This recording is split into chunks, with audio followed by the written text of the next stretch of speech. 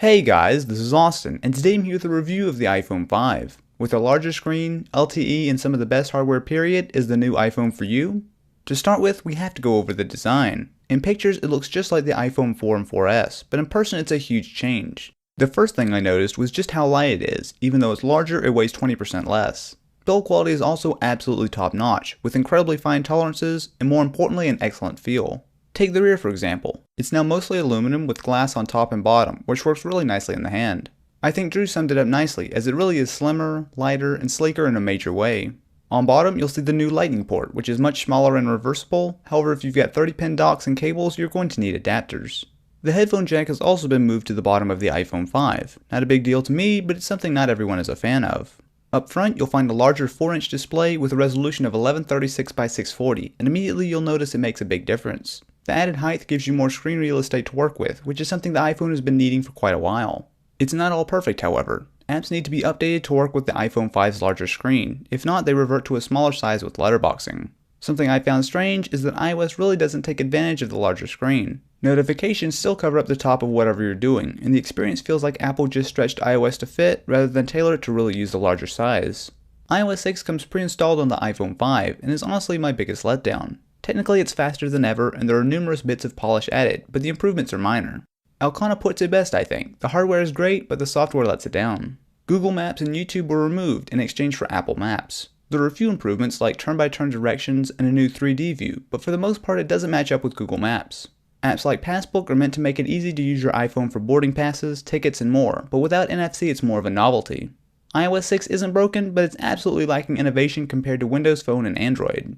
Internally, you'll find a new Apple A6 dual-core processor clocked at 1.2 GHz paired with 1 GB of RAM. Here I have to say I'm impressed. This is the fastest system-on-a-chip you'll find in any phone or tablet out right now. With a GPU on par with the iPad 3, gaming is impressive with enough horsepower to run even the most demanding games without breaking a sweat. Once games like Real Racing 3 come out, you can expect near console quality graphics on your phone. In day-to-day use, there's definitely a difference, although opinions vary on how much. Most people feel it's not a massive improvement over the already fast iPhone 4S, although upgraders from the iPhone 4 tended to be much more impressed. From the 3GS, it's really no contest. One of the big additions is LTE, which unlike on the iPhone 4S is true 4G.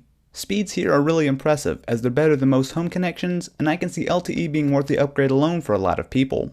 With the bigger screen, more powerful specs and LTE, battery life is actually quite a bit better. Even with fairly heavy usage including calls, shooting video, and gaming, I was easily able to get through a day, and I don't think it's a stretch at all to get 2 days out of a charge with more average use. The rear camera is mostly unchanged, with the same 8-megapixel camera with 1080p video recording. There have been upgrades in the optics, but for the most part it's the same quality from the iPhone 4S. It's one of the best smartphone cameras out there, but probably not for long with phones like the Nokia Lumia 920 on the horizon. Video is also still solid, but nothing spectacular, as it still doesn't autofocus on its own unless you tap to focus. One nice improvement is that you can take pictures while recording video, and the camera will take pictures about as fast as you can hit the shutter button. Panorama mode is also included, although it's hardly a groundbreaking feature. The bigger change is with the front-facing camera, which has been upgraded to 1.2 megapixels and shoots in 720p. It's nothing on the rear camera, but for video chatting or recording a quick clip, it's really not bad. Like Tim said, I think it will make a nice improvement for vloggers.